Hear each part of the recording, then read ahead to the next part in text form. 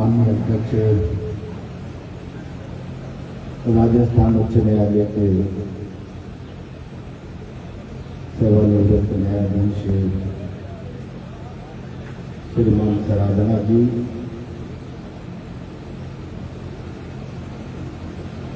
कार्यक्रम के सम्मानित विशिष्ट अतिथि भाटी जी, प्रोफेसर साहब, मंच के सभी अन्य अतिथिगण, मेरे सामने उपस्थित महानुभाव, प्यारे बच्चों, आज मारूट में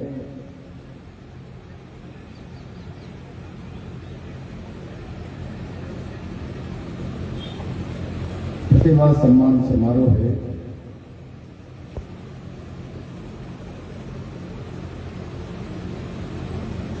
और एक संगोष्ठी का आयोजन भी है।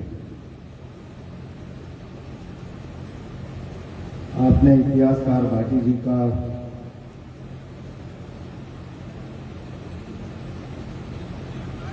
विद्वान कानूनविद न्यायमूर्ति सराधना जी का, प्रोफेसर साहब श्रीमान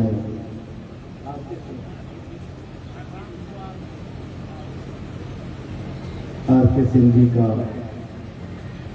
उद्बोधन सुना है।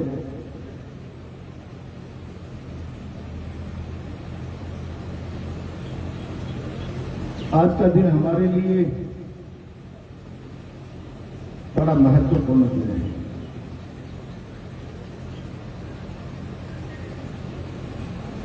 तेईस मई का दिन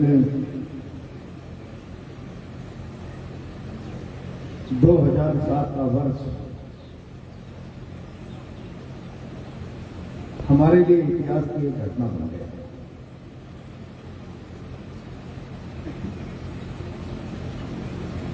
मैं जब अभी रास्ते में आ रहा था तो परबतसर में, मंडौरा में, कई जगह लोगों ने स्वागत किया। बोला, प्रहलाद मंजल लंबे समय बाद कुचामन नागौर की धरती पर आ गए हो। यहां नन्ही मुन्नी प्रतिभाएं हमारे बच्चे बैठे हैं, समाज के प्रबुद्ध लोग बैठे हैं।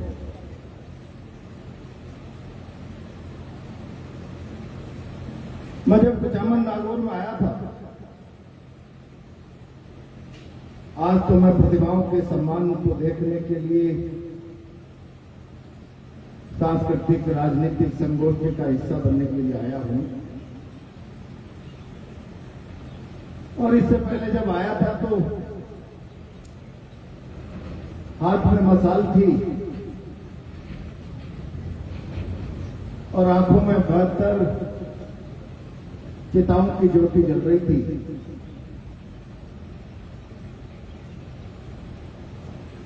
और उस मसाल के उजाले में हम नन्हे मुन्ने बच्चों का भविष्य देखें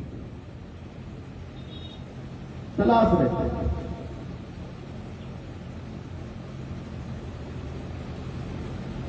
और मैं बहुत जिम्मेदारी के साथ कह रहा हूं,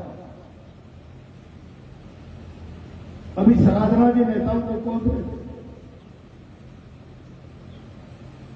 सवाल करिए नेताओं से, बिजली का क्या हुआ, पानी का क्या हुआ। तब हमारे लिए पानी और बिजली सवाल नहीं था, सवाल था कि 72 चिताओं की अग्नि, उसकी राख ठंडी न हो और हमें भविष्य का रास्ता उसमें बने। तब सारा राजस्थान नहीं, सारा हिंदुस्तान इस बात का साथ कि हमने हाथ में पकड़ी हुई मसाल को तब तक नहीं छोड़ा तब तक हमारे नन्हे मुन्ने बच्चों की 5% की भविष्य की बुनियाद तैयार नहीं, तब तक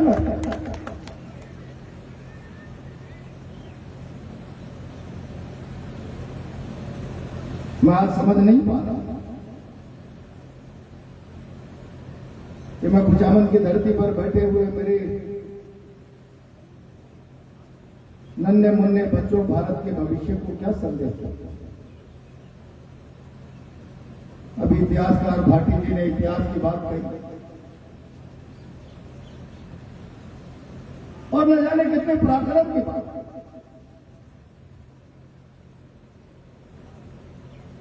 और जब प्रोफेसर राम कुमार जी बात कर रहे थे तो उन्होंने आर्टिफिशियल इंटेलिजेंस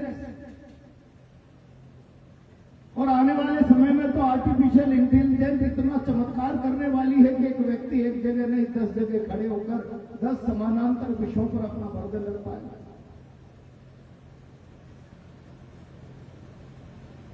और साधना जी ने भी इस बात की तारीफ की है। भविष्य के सपनों को मढ़ने के लिए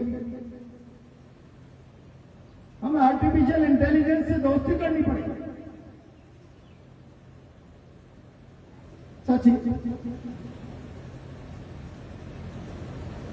आज मेरे कहने से, साधना जी के कहने से, चंद लोगों के कहने से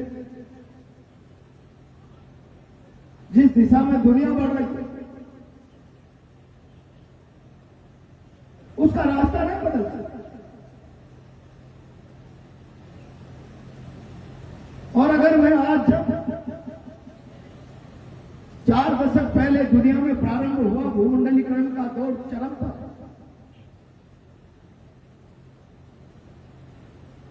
एआई से, इंटरनेट से सारी दुनिया एक राष्ट्र की भूमिका में आ गई। सारा वर्ल्ड वन नेशन की शकल में आ गई।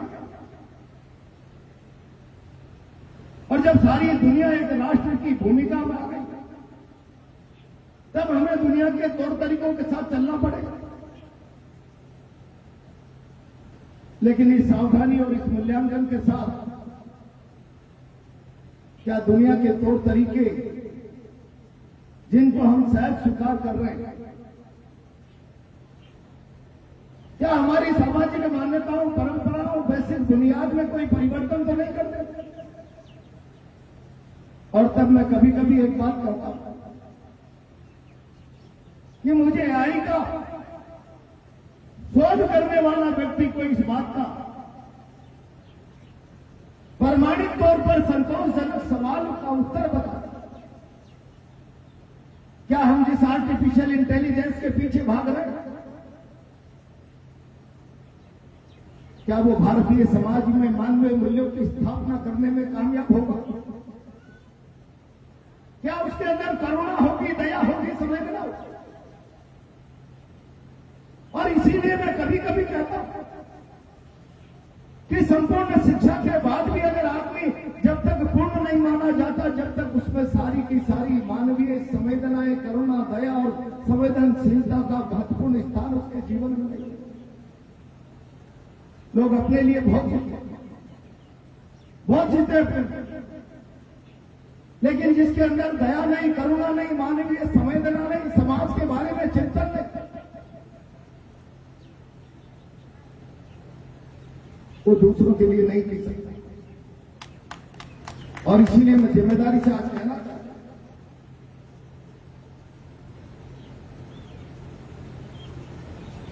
कि हम लोगों को एआई के पीछे चलते हुए इतिहास के साथ सरोकार रखना पड़ेगा। हमारी विरासत क्या थी, विरासत से हमको क्या मिल रहा, हमारी विरासत कितनी मूल्यवान थी, कितनी ताकतवर। और मैं बहुत जिम्मेदारी से कहना चाहता हूं उस आदरणीय साधना, उठाइए दुनिया के इतिहास को। भाटी साहब आप इतिहास का, जिन मुल्कों के पास अपनी आदर्श विरासत नहीं है, शक्तिशाली विरासत नहीं है, उन मुल्कों ने भौतिक विकास कर लिया होगा, लेकिन नैतिक दृष्टि से वो अपने घुटनों पर चलने के लायक नहीं। और जिस समाज जीवन में नैतिकता का कोई पैमाना नहीं, वो मूल्यवान समाज नहीं हो सकता। और इसीलिए मैं नौजवान पीढ़ी से कहना चाहता हूं आप भारत का भविष्य हैं। जब आप भारत का भविष्य हैं, आप समाज का भविष्य हैं, तो कल का भारत कैसा होगा, कल का समाज कैसा होगा, यह चिंतन आपको करना पड़ेगा। आमतौर पर राजनीति में, समाजों में, कई मंचों पर, स्कूलों में, नौजवानों के कार्यक्रमों में कभी कोई भी व्यक्ति आएगा और उस नौजवान पीढ़ी को देखकर संबोधन में ये शब्द बोल जाएगा, आप भारत का भविष्य। इससे काम नहीं चलेगा। काम इस बात से चलने वाला है कि अगर आप भारत का भविष्य है, समाज का भविष्य है, तो भारत कैसा बनना चाहिए, समाज कैसा बनना चाहिए, उसकी बुनियाद आपके विचार से, आपके कर्म से, आपकी साधना से, आपकी तपस्या से, आपके चिंतन से बनेगी। आप कैसे अच्छा सोचें, कैसा आपका विचार है, कैसी आपकी शिक्षा है, कैसी आपकी संघर्ष की शक्ति है, जो कुछ भी ताकत, जो कुछ भी श्रेष्ठता आपके जीवन में हासिल होगी, जो कुछ कामयाबी होगी, वो समाज और राष्ट्र की कामयाबी के रूप में श्रृंखला बदल जाएगी। जब हम कभी कभी भारत के विकास की बात करते हैं और भारत राष्ट्र कैसा होना चाहिए, भारत की मजबूती की बात करते हैं, तब मैं जिम्मेदारी से एक बात आपको कह रहा हूं। मेरे सामने बच्चे बैठे, हम भारत की मजबूती की बात करें, भारत की मजबूती का मूल्यांकन करें, तो कोई दुबई और बंबई जैसी बहुमंजिला इमारतों के आधार पर भारत की मजबूती का मूल्यांकन नहीं किया जा सकता। कोई जनसंख्या की बढ़ती हुई हुंकार और उसके जय जयकारों से गूंजती हुई नारों की आवाजों से भारत का मूल्यांकन नहीं किया जा सकता। भारत का मूल्यांकन उसके नागरिकों के चरित्र से, उनकी कर्म की ताकत, परिश्रम शक्ति और शिक्षा से, उसका चेहरा मोड़ा कैसा है, जैसा चेहरा मोड़ा भारत के नौजवान का, उसके सोच में विकृति होगी, उसके सोच में कहीं विकलांगता होगी, तो भारत का सोच थम जाएगा, भारत का सोच। और इसलिए इस चुनौतीपूर्ण परिस्थितियों में आप आज खड़े हैं। मैं ये बात इसलिए कहता हूं कि आप उम्र की उस दहलीज पर खड़े हुए हैं जहां सपने बुने जाते हैं, सपने देखे जाते हैं और लक्ष्य तय होते हैं जीवन के, और लक्ष्य तय करके उनको हासिल करने के लिए आगे बढ़ने का रास्ता तय किया जाता है। वो 18 साल का, 17 साल का नौजवान सपनों की बुनियाद बुने तो ऐतिहासिक बुने, और सपने बुन के, सपने देखकर, सपने सजाकर जीवन का लक्ष्य और साधना तय करे तो बड़ी करे। और इसीलिए मैं कभी कभी कहता हूं, आप लोगों में वो सारी की सारी शक्ति है जो समाज में हर बुद्धिमान व्यक्ति। स्वामी विवेकानंद जी ने कहा कि संसार के तमाम लोगों में समान प्रकार का विवेक है, आवश्यकता है उसको जगाने, उन नौजवान बच्चों के अंदर की प्रतिभा को निखारने। और जब मैं ये बात कह रहा हूं तब मैं बच्चों से कहना चाहता हूं, मैं कोटा से आता हूं, मुझे बहुत पीड़ा होती है। इस हिंदुस्तान की 70% आबादी 5 लाख रुपए साल में अपना परिवार चला लेती है। वो 5 लाख रुपए साल में अपना परिवार चलाने वाला गरीब आदमी अपने बच्चे को IIT और डॉक्टर बनाने का सपना देखकर 5 लाख 7 लाख रुपया कोटा में एक साल में खर्च करता है। और जब उसको लगता है बच्चे को, मेरे माँ बाप ने अपनी क्षमता से ज्यादा मेरे लिए काम किया है और मैं शायद उसका सपना पूरा कर पाऊं न कर पाऊं, तब वो निराशा में आता और आत्महत्या के रास्ते पर चला जाता है। तब मैं कहना चाहता हूं, मेरे समाज के तरुणाई से कहना चाहता हूं, मेरे समाज का भविष्य, भारत का भविष्य जो मेरे सामने बैठा है, उससे कहना चाहता हूं। आखिर कौन सी किताब में आपने ये पढ़ लिया कि कोटा की कोचिंग के बाद IIT करके, डॉक्टरी करके ही एक सुनहरे भविष्य की सपने की बुनियाद रखी जा सकती है? और कोई ये कल्पना में जीता है, तब मैं उससे सवाल खड़ा करना चाहता हूं कि इस मुल्क की कौन सी यूनिवर्सिटी की डिग्री सचिन तेंदुलकर के पास है? कोई हिंदुस्तान का व्यक्ति मुझे अगर बताए उसके पास किसी यूनिवर्सिटी की डिग्री है कि नहीं है, लेकिन विवेकानंद जी के वो शब्दांश उसकी आत्मा में बैठे हैं। अपने अंतस में जो प्रतिभा छुपी है उसको जगा। उसने अपने अंदर क्रिकेट के बल्ले को घुमाने की प्रतिभा थी, उस चमत्कार को किया और क्रिकेट की दुनिया का भगवान बन गया। सचिन तेंदुलकर की सामाजिक प्रतिष्ठा और हैसियत में हिंदुस्तान के दुनिया के कितने IITian से मैं ये सवाल नौजवान पीढ़ी के सामने खड़ा करता था। मुझे याद नहीं कि लता जी कितनी पढ़ी लिखी थी, मैं समझता हूं बहुत पढ़ी लिखी होंगी, लेकिन भारत राष्ट्र की डिग्रियों से अनभिज्ञ है। लेकिन उनकी उस प्रतिभा से सारा का सारा संसार भिज्ञ है कि वो दुनिया की स्वर सामग्री थी, उसके अंदर थी एक कला जिसको निखार किया। कौन जानता है गुफी पेंटल के पास किस प्रकार की प्रतिभा थी, लेकिन उसने हाथ से पेंसिल चलाई, उसने हाथ से रबड़ चलाया, उसने हाथ से ब्रश चलाया, पेंट चल के निखारा और उसकी बनाई हुई कलाकृतियां संसार में एक विशिष्ट स्थान पा गई। कलाकृतियां विशिष्ट स्थान नहीं पा रही थी, उसकी प्रतिभा को दुनिया में एक विशिष्ट सम्मान मिल रहा था। और मैं कभी कभी कहता हूं कि ये अपने अंदर जो भी प्रतिभा आपके पास छुपी हुई है, मैंने कई अलग अलग विधाओं में काम करने वाले लोगों को देखा है जो संसार में अपनी विधा के कारण न जाने कितने कितने पुरस्कारों से अलंकृत हो जाते हैं, सम्मानित हो जाते हैं। और उस प्रकार के पुरस्कारों को पाना भारत के IITians और डॉक्टरों के लिए नामुमकिन और असंभव जैसी बातें होती है। उनको साधारण क्षमता का व्यक्ति चलता है, साधारण। और इसीलिए मैं जो हमारे जो बच्चे हैं वो संकल्प शक्ति मजबूत करते, अपने आप को ऊंचा लक्ष्य है और ऊंचा सोचे। और जब आप ऊंचा सोचोगे तो फिर बड़ी चुनौती से लड़ने का विचार आपके हृदय में आएगा।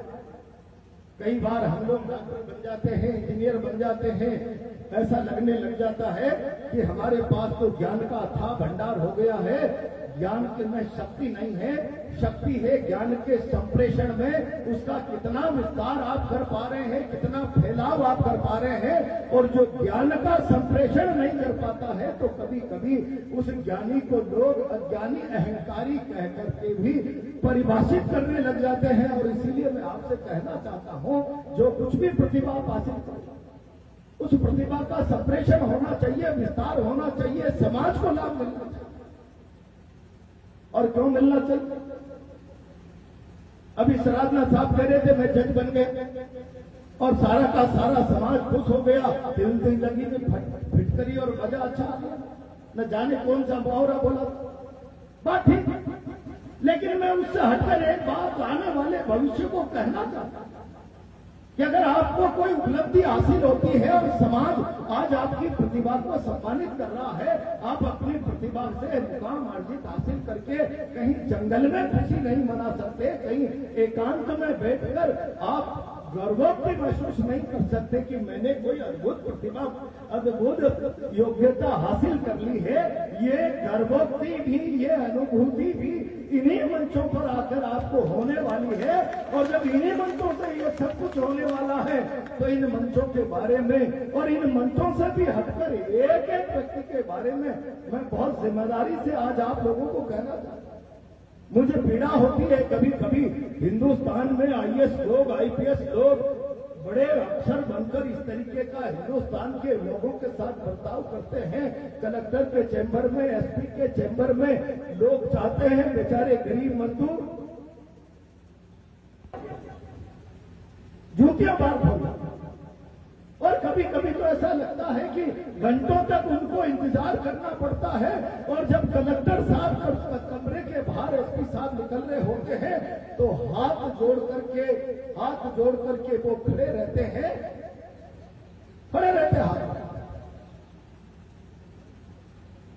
हाथ जोड़। आप बैठ जाइए प्लीज, आप बैठ जाइए। बाबू साहब मेरी भी सुनिए। लेकिन उस बाबू साहब को यह पता नहीं है कि कि हिंदुस्तान के कलेक्टर साहब, आप जब कलेक्टर बने हो तब उस गरीब आदमी का, उस मजदूर आदमी का आपको कलेक्टर बनाने में सहयोग है, उसका योगदान है। अगर उस हिंदुस्तान के गरीब आदमी ने सहयोग और योगदान नहीं दिया होता तो शायद आप कलेक्टर के बाबू साहब की लेफ्टिनेंट की कुर्सी तक नहीं पहुंचे पाते। लेकिन उनके पास ये सोच ही नहीं, वो शायद आर्टिफिशियल इंटेलिजेंस की रफ्तार से मानवीय संवेदनाओं को खोकर अत्यधिक ज्ञानी होते चले जाते हैं। तब मैं उनसे कहता हूं, जरा कलेक्टर साहब, आप एलकेजी यूकेजी से पढ़कर कॉलेज की डिग्री पीजी तक गए होंगे, न जाने कितने हजारों करोड़ का, अरबों का इंफ्रास्ट्रक्चर आप जिन इमारतों में बैठकर पड़े होंगे उसमें लगा होगा, न जाने कितने हजारों अरबों का पैसा उनकी तनख्वाह में लगा होगा। और वो आपके पिताजी के पास सामर्थ्य नहीं था। इस हिंदुस्तान में किसी मंदिर के पास बैठकर भीख मांगने वाला व्यक्ति शाम को जाता है और अपने घर के लिए 2 रुपए की नमक की थैली लेकर आता है तो 10 पैसे का टैक्स वो जमा करा के राज्य के खजाने में आता है। और 300 रुपए की मजदूरी करके, 300 रुपए की मजदूरी करके कोई व्यक्ति आता है और शाम को घर से लौटते समय ठेकेदार से 300 रुपए पकड़ कर आता है घर पे। अगर वो 2 रुपए का बेसन, 3 रुपए की मसूर की दाल, 5 रुपए का गुड़, 1 रुपए का बीड़ी का बंडल, 50 पैसे का खंगा लेकर आता है तो 5 पैसे से 18 पैसे तक का टैक्स पर रुपए का सरकार के खजाने में जमा करके आता है। मेरे उस गरीब आदमी का 125 करोड़ के हिंदुस्तान का कण कण करके पैसा जो मन बनता है वो भारत का संसाधन बनता है। और उस संसाधन से कलेक्टर तुम्हें पढ़ाने वाले की तनख्वाह जाती है और तुम्हें जिस इमारत में बैठकर पढ़ाया गया उस इमारत के निर्माण का पैसा उस मजदूर के उससे जाता है। और इससे भी ज्यादा अगर मजदूर की चेनी नहीं चली होती और किसी कुली के माथे पर वजन ढोते ढोते बाल नहीं उड़े होते तो तुम्हें सुविधाजनक संसाधनों के बिना पढ़ने का माहौल इस हिंदुस्तान में पैदा है।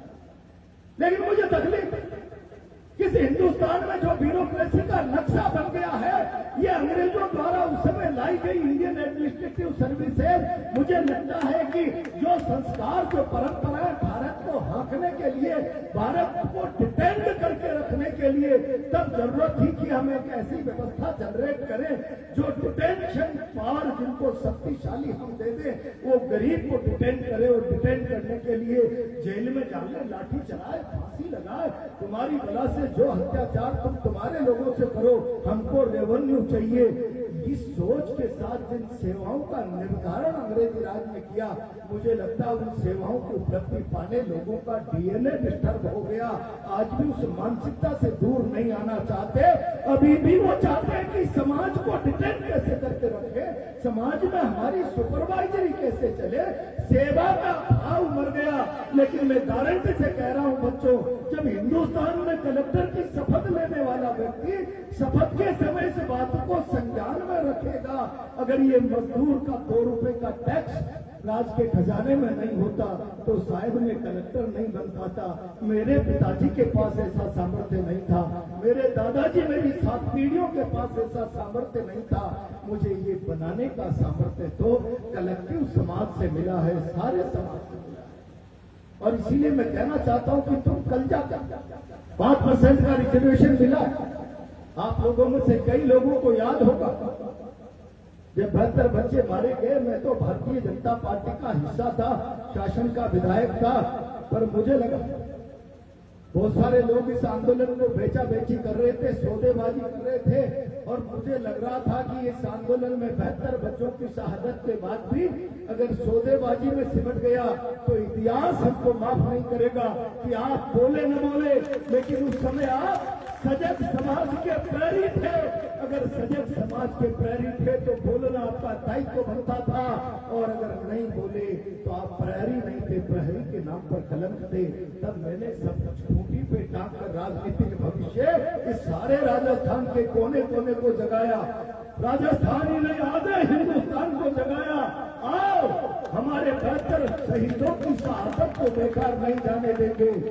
और इसके लिए एक तो क्या, दर्जनों सरकारें हमको बदलनी पड़े तो हम बदल देंगे, लेकिन बलिदान को व्यर्थ नहीं जाने देंगे।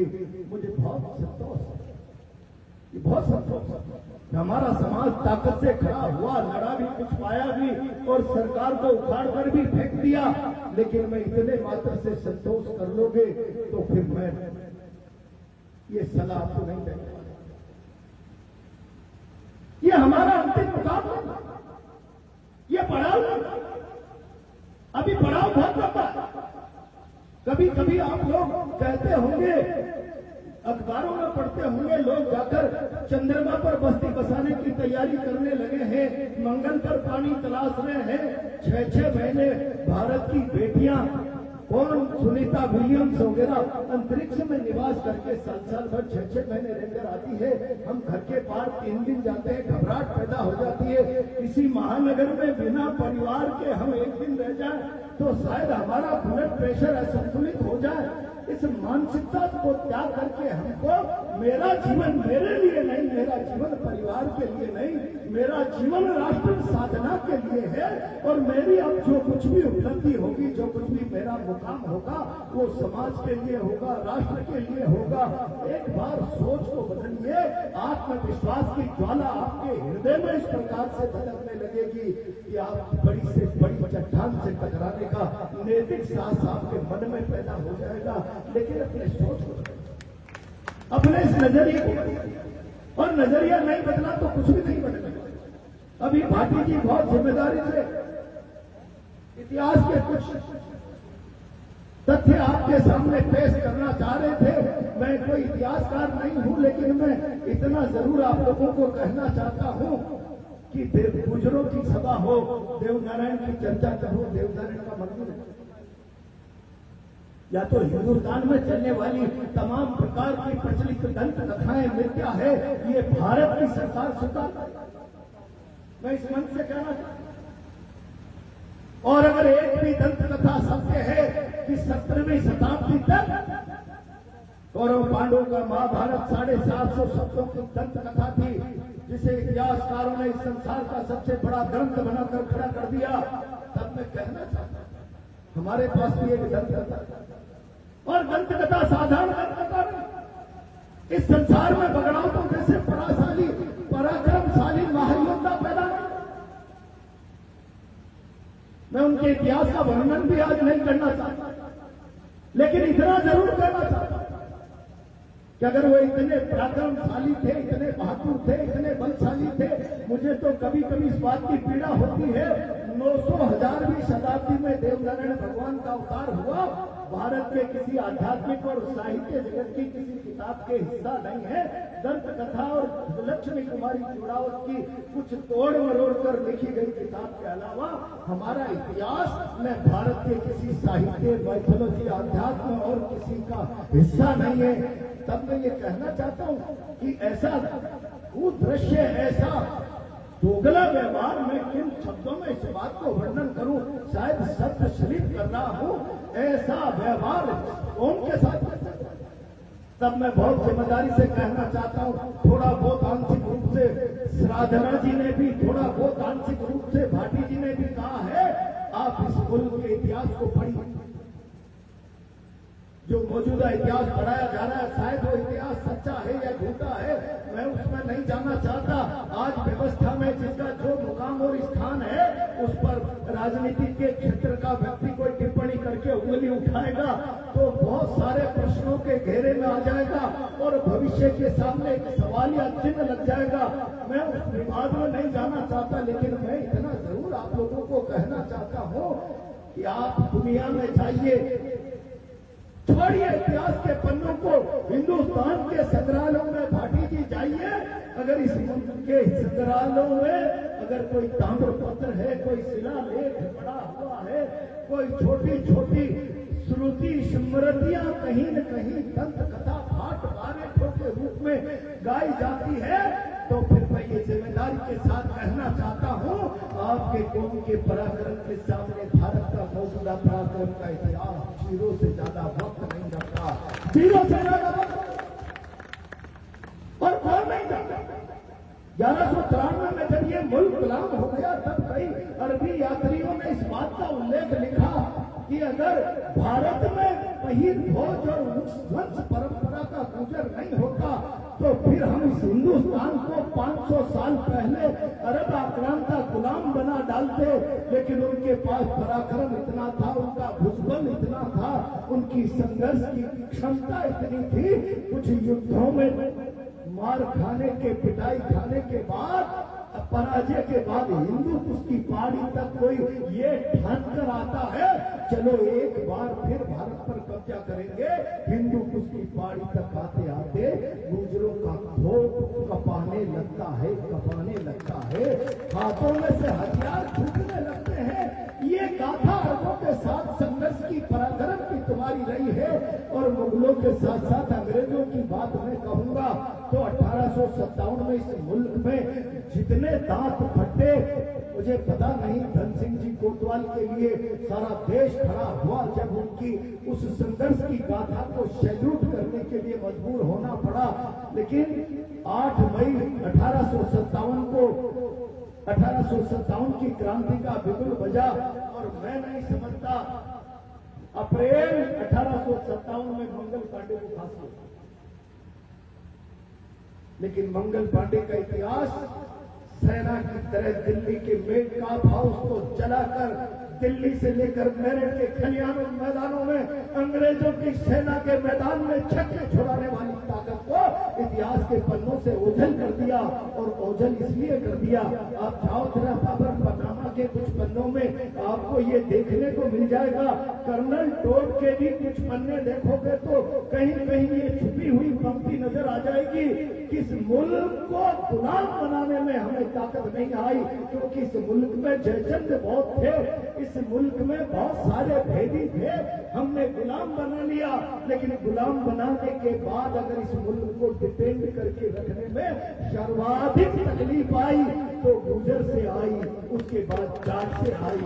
जब सरकारें ये महसूस कि हम जिस शासन को, जिस मुल्क को डिपेंड करके रखना चाहते हैं, हमारे अधीनस्थ अनुशासन कायम करना चाहते हैं, जो उसमें बाधक है वो हमारा शत्रु है, तब शत्रु में आपका नाम नंबर 1 पर आता था। चाहे वो मुगल काल का समय हो, चाहे अंग्रेज काल का समय हो। और जब अंग्रेज तो आधुनिकता का नवादा ओढ़कर आए थे तो उन्होंने अपने कानून की जंजीरों में गुजर के लिए लिख दिया। सरादना साहब इस बात को ज्यादा उल्लेखित कर सकते हैं। आपराधिक जनजाति अधिनियम 1971 कह दिया भारत की गुजर जाति तो हिंसक जाति है, जन्मजात अपराधी जाति है और इसके हर मुखिया को सुबह शाम थाने में अपनी हाजिरी देनी होगी। और इसका प्रत्येक व्यक्ति 15 दिन का ब्यौरा, कहाँ था, क्या कर रहा था, कहीं अपराध और सत्ता के खिलाफ साजिश का हिस्सा तो नहीं था, थाने और चौकियों पर देने पड़ेंगे। और इस हिंसक कौम में और वृद्धि इसकी ताकत में न हो, इसलिए इस कौम का 6 साल का जो बच्चा पैदा हो जाए, 6 साल की उम्र के बाद उसको सुधार के नाम पर दंडात्मक सुधार गृह में ले जाओ, रख दो। ये जो सांस्कृतिक नरसंहार इस पराक्रमी कौम की संपत्ति पर होने लगा तो इस कौम ने संघर्ष करा और संघर्ष में हार गई। तो जयचंदों के कारण, इस मुल्क के जयचंदों के कारण संघर्ष में हार गई। तो सहारा बना पहाड़ का इलाका, सहारा बना जंगल का इलाका, शरण स्थली बना नदी का किनारा। शत्रु सेना आएगी, लड़ेंगे, मारेंगे, भगाएंगे और जीतेंगे तो जश्न मनाएंगे, राज कायम करेंगे। हार गए तो पहाड़ पे चढ़ेंगे, जंगल में छुप जाएंगे, नदी पार कर जाएंगे। इसलिए ये दुर्गम स्थल हमारे जीवन के आश्रय स्थल बन गए। होना तो ये चाहिए था। सरदार वल्लभ भाई पटेल ने 1947-48 में आते ही पहले आपराधिक जनजाति अधिनियम को पेश कर दिया। ये तो मुल्क के लिए लड़ने वाली कौमें हैं, मुल्क को गुलाम बनाने वालों को तो ये अपराधी नजर आएंगे, लेकिन ये भारत का गर्व है, भारत का गर्व है। मुझे तकलीफ है, कहाँ है आप भारत का गर्व, किस जगह भारत का गर्व? मुझे हमें न्याय मांगने के लिए न्याय मांगने जाए, हमारे लिए सुनहरे भविष्य की चाबी मांगने जाए, चाबी के बदले हमको बंदूक मिले, गोली मिले, घर पर रोते हुए लाशें उठाकर आए, क्या यही भारत का गर्व है? मैं कभी कभी कहता हूं इस समय भारत में धर्म का व्यापार करने वाली सरकारें हैं। मैंने एक आध सभाओं में कहा, जरा शर्म करो योगी जी, मोदी जी, कोई गेरुआ वस्त्र पहन लिए और धर्म ध्वज रक्षक हो गए, इससे काम नहीं चलने वाला। स्वार्थ के लिए, वोटों के लिए हिंदुत्व की मयार चला दी, उससे तुम कोई धर्म के नायक नहीं होने वाले। अगर तुम्हारे चहन में हिंदुत्व है, तुम्हारे चहन में राष्ट्रीयता है, तो फिर आओ इस मुल्क में पहले धर्म ध्वज रक्षक। जब दुनिया में संस्कृतियों की लड़ाई हुई, अरब आक्रांता और भारत राष्ट्र की संस्कृति के बीच में, तो पहली बार भारत की हिंदू संस्कृति पर हमला करने वाली मुगल संस्कृति को 200 सालों तक, 300 सालों तक रोका है, तो मिहिर भोज की वंश परंपरा के लोगों ने रोका है। वो इस मुल्क के पहले धर्म ध्वज रक्षक है। मेरे धर्म को कोई चुनौती नहीं देगा, मेरी संस्कृति का कोई अपमान नहीं करेगा, हम किसी के स्वर को स्वीकार नहीं कर पाएंगे। धर्म की रक्षा और संस्कृति के लिए लड़ेंगे। ये बलिदानी अमर गाथा अगर किसी के खाते में लिखी हुई है, तो मिहिर भोज की वंश परंपरा के न जाने कितने राजाओं, शासकों और ये मेरे सामने बैठे हुए लोगों के उसमें लिखी हुई है। मैं तो कभी कभी भ्रम में आता हूँ कि यही एक कालखंड था जब 6वीं सदी में इस्लाम के उदय के बाद अरब आक्रांता साम्राज्यवादी विस्तार के लिए 7वीं सदी से लेकर भारत में 8वीं सदी तक आ रहे थे, दुनिया के विभिन्न क्षेत्रों में फैल रहे थे। उसी कालखंड के सवाई भोज हैं, उसी कालखंड के मेवा पकड़ा होता है, उसी कालखंड के नारायण का अवतार है। क्या त्रुटि हुई है भारत के इतिहास से कि इसको सजाया नहीं गया, संवारा नहीं गया। और इसीलिए मैं बहुत जिम्मेदारी के साथ आप लोगों से कहना चाहता हूं, लंबी बात नहीं करते, बच्चों को पढ़ो, ताकत से मन लगाकर। और इसीलिए मैं ये कहता हूं कि तब तक पढ़ते रहो, तब तक पढ़ते रहो कि अगर हिंदुस्तान की माइथोलॉजी को कोई मिटा सकता है, मैं नहीं सकता। और इसकी दंत कथाएं भारत का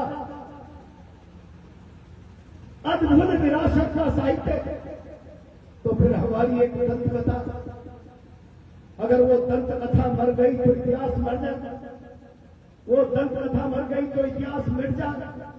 इतिहास जिंदा रहे, इतिहास न मिटे। आज हीड़ मिट गई, गोठ मामूली सी जिंदा, कौन जानता गोठ को। और इसीलिए मैं कहता हूं कि गोठ जिंदा रहनी चाहिए, तब तक जिंदा रहनी चाहिए जब तक हमारे बीच में इतिहास का सर्जन करने वाली पीढ़ी पैदा नहीं हो जाती। बिना किसी खौफ के, बिना किसी भय के मुगल अंग्रेज की सत्ता से जब लड़ता रहा, तो इसके इतिहास को स्पर्श करना भी अपराध समझता। मैं समझता हूं मुगल अंग्रेज काल ने तो क्लोज डाल दिया, पीछे गुर्जर के साथ कोई सामाजिक रिश्ता नहीं। 1971 के जो सामाजिक रिश्ता रखेगा वो भी दंड का भागीदार होगा। गुर्जर किसी के साथ सामाजिक रिश्ते नहीं रखेगा, गुर्जर को दंड दिया जाएगा। इतना आइसोलेशन में इस कौम को डाल दिया, इतना आइसोलेशन में कि उसमें से निकलने का सामर्थ्य हजारों सैकड़ों सालों के संघर्ष के बाद ये हो चुकी थी। और इसीलिए कहता हूं, इस सामर्थ्य को जगाओ, इस सामर्थ्य को जगाओ, जब करे भलो। और इस पीढ़ी को ऐसी पीढ़ी तैयार करो कि तुम्हारे इतिहास की पुनर्संरचना कर सके। और इसके लिए क्या करना, अपनी विकसित तस्वीर देखना चाहते हो तो बच्चों को पहले शिक्षित बना दो, बच्चे शिक्षित बनेंगे, तुम्हारी तस्वीर अपने आप विकसित बन जाएगी। मैं बहुत जिम्मेदारी के साथ कहना चाहता हूं। और इसीलिए एक अंतिम बात कहते हैं, हमारे सामने चुनौतियां, बच्चों का भविष्य है। लोग आसमान में पहुंच गए, हम धरती पर भी सड़क, सभ्यता, बिजली मांग रहे हैं, किनारा मांग रहे हैं। अब रफ्तार बढ़ानी पड़ेगी और रफ्तार बढ़ाने के लिए अपनी ताकत को संगठित करना पड़ेगा। मैं बहुत लंबी बात नहीं करूंगा, मेरी कोटा में 6 बजे कार्यक्रम में पहुंचा, लेकिन इतना जरूर कहना चाहता हूं, अपने आप को ताकतवर बनाओ। और ताकत का रास्ता सत्ता का रास्ता है।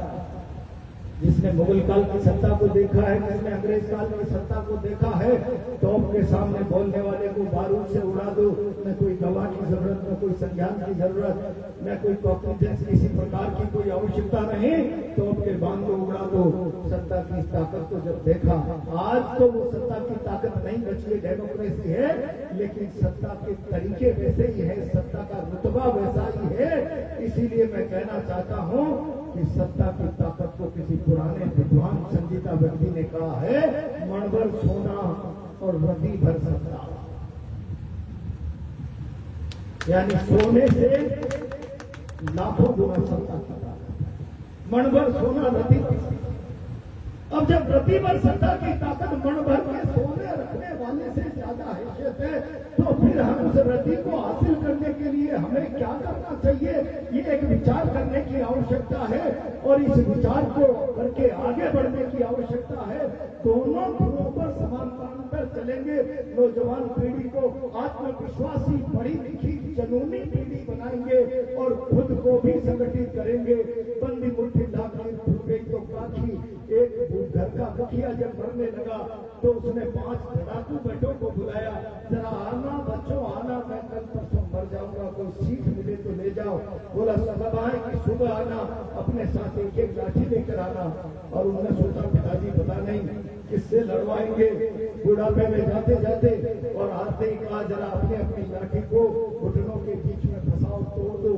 पांचों ने अपने अपनी लाठी को तोड़ दिया। फिर कहा जाओ कल ऐसी ही लाठियां लाना और 5 रस्सियां भी साथ में लेकर आना। और जब 5 लाठियों को बुलाया और 5 जगह से कसकर बांध दिया और फिर 5 से कहा जरा तोड़ दो। जिस ताकत को तुमने अकेले अकेले तोड़ दिया, उस संगठित ताकत को तुम 5 मिलकर के नहीं तोड़ सकते। और इसीलिए मैं कहता हूँ, जब तक हम मुकाम हासिल नहीं करते थे, हमारी ताकत को नहीं बढ़ा लेते, सत्ता के पायदानों तक नहीं पहुंच जाते, आज राजनीति का चेहरा ढोला कौन आदर्शवाद करते हैं, मैं आज उस पर नहीं जाना चाहता। अंग्रेज काल जैसा चाल चरित्र चेहरा बन गया, जिसने एक बार सत्ता का स्वाद चख लिया, उसका डीएनए एलीट क्लास का हो गया। वो भारत की एलीट क्लास के प्रति सारी संवेदनाएं खो बैठा। वो भूल गया कि इस भारत में बराबरी का हक मांगने वाली कई जातियां हैं, कई समाज है।